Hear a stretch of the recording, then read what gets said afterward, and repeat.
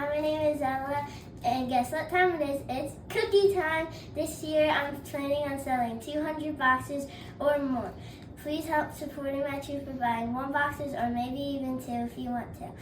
My troop is planning on going on an exciting trip and helping my community. Please help support me by buying 1 box or more. Bye!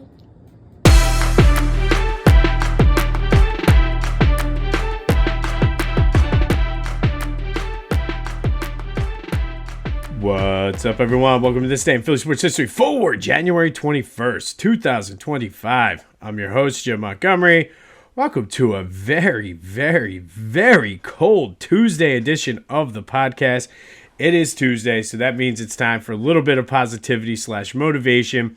And today's quote kind of falls right in line with our forgiveness theme for 2025. And this quote comes from Chris Jammy. And it goes, "Grudges are for those who insist that they are owed something. Forgiveness, however, is for those who are substantial enough to move on." And that, to me, this is deeper than just the sports theme we've been doing all month so far. But it does tie in with that. And, we could use all the good vibes right now we can get. So I figured, why not discuss this quote? But holding a grudge is almost like an entitlement type thing where you feel you're owed something. And let me be the first to tell you, and I don't know who needs to hear this today, at the end of the day, you're not entitled to shit. You're not entitled to anything. Nobody owes you a thing. We've talked on here before about being sort of in control of how you perceive things and how you move about them. So holding that grudge really gets you nowhere. It's a waste of energy because nobody's going to give you anything because truthfully, you're not entitled for it. So just stop wasting your time hanging on to the thought that you're owed something from somebody or somebody needs to give you this, and just instead forgive, move on. Life's too short and you'll feel better. And as we've been talking this month with forgiving those people in Philly sports who have done us wrong, as Philly fans, we do hang on to a lot of things, and I did not realize how much we held on to until I started to go through the list of people that I'm like, God, I still hate him. God, he did this.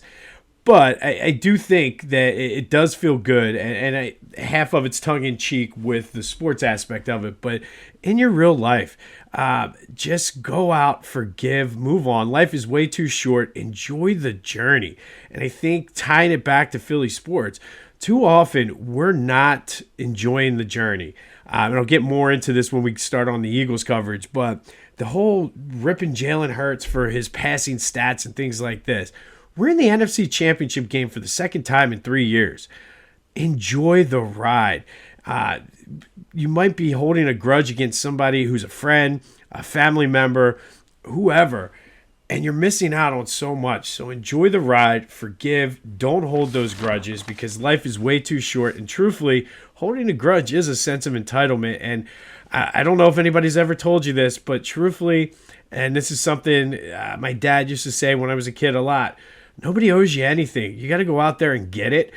So if you're holding that grudge, expecting somebody to forgive you and let something go, you're going to be waiting for a long time. So be the bigger person. Go out, forgive someone. Because remember, grudges are for those who insist they're owed something. Forgiveness, however, is for those who are substantial enough to move on. So be substantial, move on, stop holding the grudge, and forgive. Doesn't mean you have to like the person. Doesn't mean you have to be BFFs. But stop holding on to that negativity. Get that weight off of your shoulder and go out and forgive someone. Hopefully you can take that throughout the rest of the week, the rest of the month, even the rest of the year. But it does have a Philly sports tie just because that's what we've been doing this month. But it's so much deeper than that. And just don't hang on to the negativity because it's not worth it and you're wasting time and energy. All right, let's get into some housekeeping before we get into today's episode. First and foremost, I want to wish happy birthday to the OG Philly Sports History subscriber and listener, my mom, who is celebrating her 65th birthday today. Happy birthday, Mom. So if you're able to connect with my mom somewhere on social media, have her number, text her, wish her a very happy 65th birthday. Happy birthday, Mom. I love you. Be sure to follow me on social media, Jimbo_Mont on Twitter and TikTok.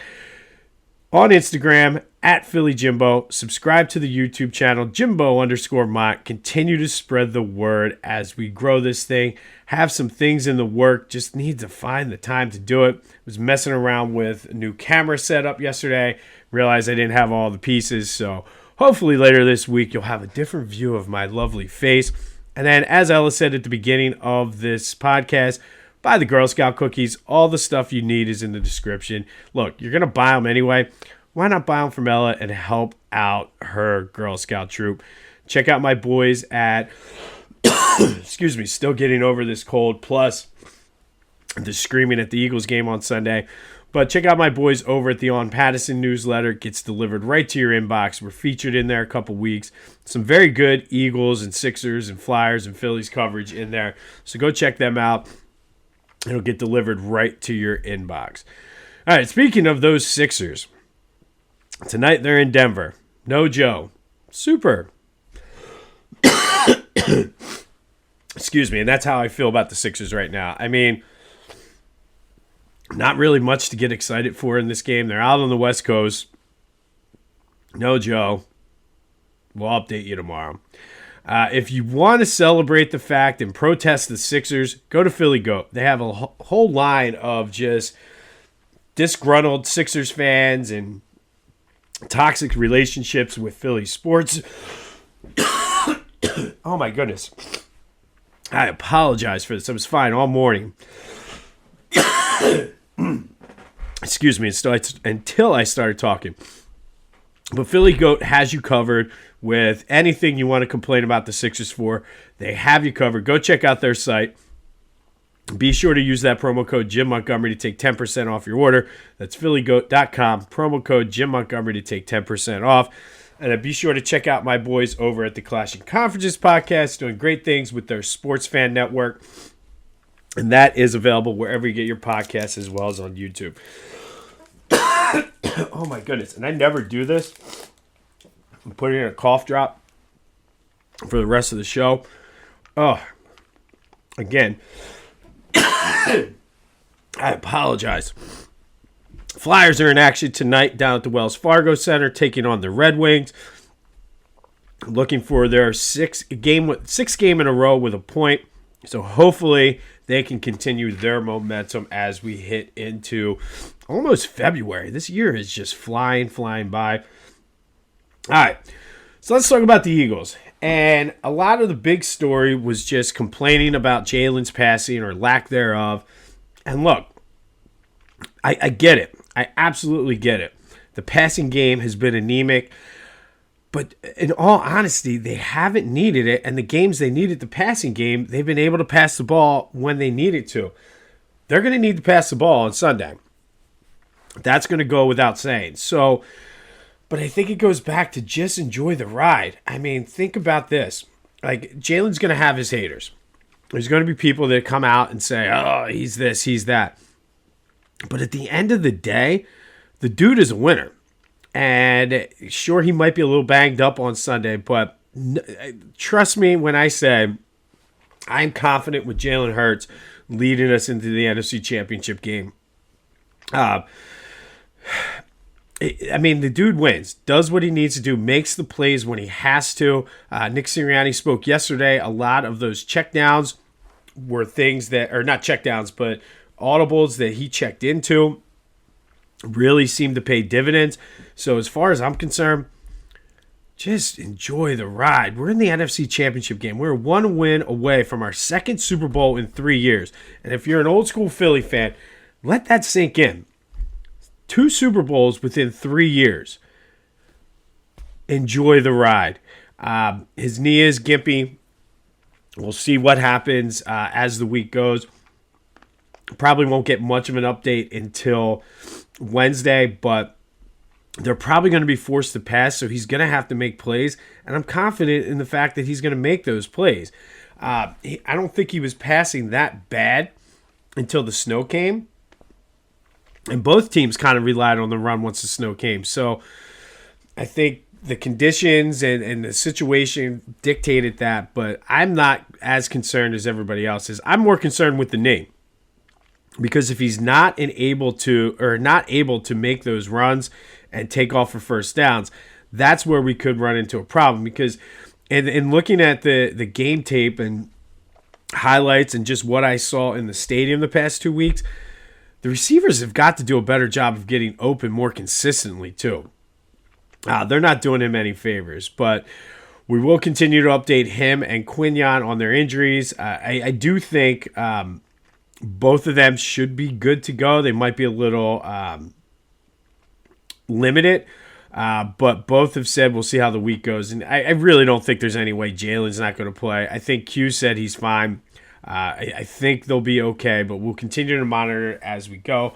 But at the end of the day, I think what people forget, this is a championship level defense. And at this point in the season, that's what you lean on. You lean on that defense. Am I comparing Jalen Hurts to Trent Dilfer or like a Brad Johnson? No. However, I think he's a little bit step up from those guys. So put that with a championship style defense, we're all right. We're okay. I'm getting a lot of I feel like this is very 2017 vibes I'm getting when after that Atlanta game in the divisional round, everybody was writing off the Eagles. Oh, Minnesota's going to come in here and smoke them. And we saw what happened in that game. We'll talk more about that here in a couple minutes, but getting a lot of 2017 vibes, and I think the crowd's going to be fired up. Washington's, it's going to be a tough game, but I really, right now, I don't see them coming in here and beating us, no matter how limited Jalen is. So we'll see. I think the defense is going to fall on them. But remember, that's a championship level defense, and that's what you need. The final 2 games of the season, that's what you need. And they do what they need to do to win, and I think that cannot be overlooked. I think at the end of the day, if you're looking for Jalen to throw for 300 yards, that's not him. And truthfully, that's not necessarily the style of the NFL right now anymore anyway. So look at what Jalen's doing and enjoy the ride. But speaking of the NFC Championship game, I did see this stat. The Eagles have been on a pretty impressive streak since the year 2000. This is their 6th time hosting an NFC Championship game, and 6 times since 2002. 3rd in 8 years. 7 times they've made it to the NFC Championship game now. We're living the golden era of Eagles football this past quarter century. So where we were the quarter century before was not good. So enjoy the ride. Let's go out there, have fun, and just beat the pants off of the Washington Commanders.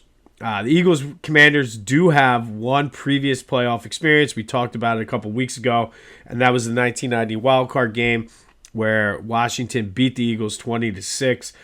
Ben Smith returned a fumble for a touchdown, and it got overturned and really just crushed the Eagles that day. But I'm getting 2017 vibes, but that does lead us to today's question of the day.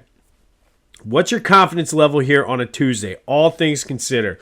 We did this last week, and everybody was in the middle range. But is your confidence high, medium, or low that the Eagles are going to the Super Bowl on Sunday? 267-495-8531. That'll get you in. I'm kind of in the middle right now. I kind of am cautiously optimistic. I want to see what the injuries and everything come out on Wednesday. But I'm feeling better right now than I did going into the Rams game. Even riding down to the game, I did not have a good feeling about the Rams game in all, if I'm being completely transparent with you. But I was glad I was wrong. I'm feeling slightly better about this Washington game. But that's right now. I want to see the injury updates and everything like that. But this team is giving me 2017 vibes. So I'm here for it. All right, recapping yesterday's question of the day. I asked you, who was the GOAT of the game? 80% of you, Saquon Barkley. No real surprises there. I personally would have went with Jalen Carter just because if it wasn't for him, LA probably takes that touchdown in. But thank you as always for participating in the question of today. Today, it's what's your confidence level on the Eagles game on Sunday? 267-495-8531. That's the Back to the Future voice and text line. All right, I already kind of teased this, but it is NFC Championship week, so let's go with one of the better ones and more fun ones. Today we're going to go back to 2018. And on this day in 2018, the Eagles beat the Vikings 38-7 in the 2017 NFC Championship game. Vikings came in as a 3-point favorite. They were coming off the Minneapolis Miracle, where they shouldn't even have been in that game. They put the Viking stuff and did the skull chant in front of the Rocky statue. They did strike first, but then Patrick Robinson turned the momentum with this 50-yard pick six.